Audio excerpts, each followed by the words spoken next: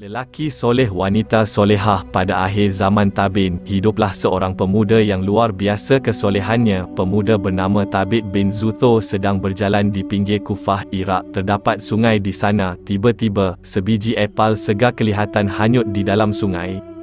Dalam keadaan lapar, Tabit mengambil buah apel itu. Rezeki apel yang datang tanpa diduga pada masa yang tepat. Hanya sesuap apel merah manis itu. Tabit tersentak, kepunyaan siapa apel ini, bisiknya dalam hati.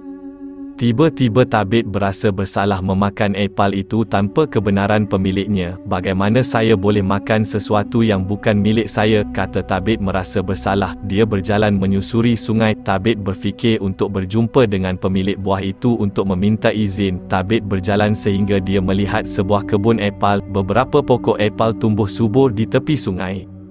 Walaupun terpaksa menempuh jarak yang jauh, Tabit tidak berputus asa untuk meminta izin pemilik apel itu. Akhirnya, dia tiba di sebuah rumah dengan perasaan cemas. Adakah pemilik kebun itu akan memaafkannya? Tabit takut pemiliknya tidak mengizinkannya.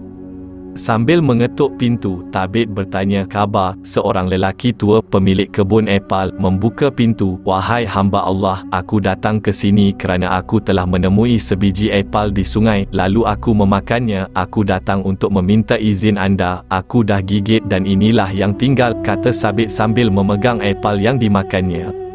"Tidak, aku tidak akan melepaskan kamu, nak. Aku tidak akan memaafkan kamu, demi Allah, melainkan kamu memenuhi kehendakku," jawab lelaki tua itu. "Apakah syarat-syaratnya?" tanya Tabit. "Kamu mesti berkahwin dengan anak perempuan saya.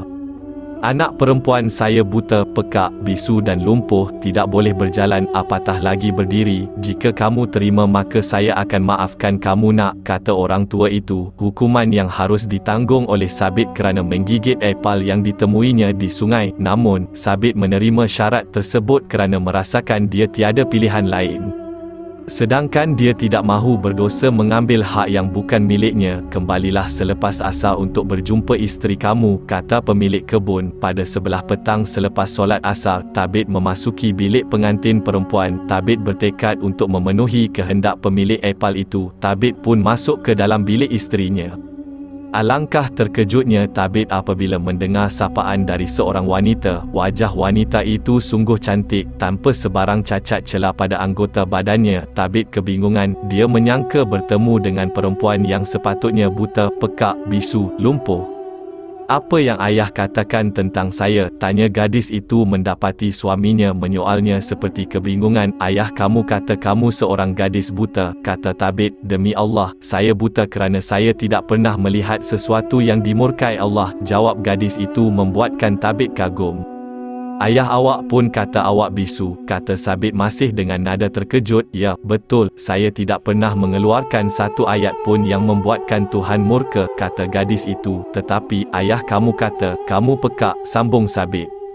"Benar, saya tidak pernah mendengar satu kalimat pun, melainkan terdapat keredaan Allah," jawab gadis jelita itu. "Tapi ayah awak juga cakap awak lumpuh," soal Tabit. "Ya benar, saya tidak pernah menjejakkan kaki ke tempat yang dimurkai Allah," kata gadis itu membuatkan Tabit begitu terpesona.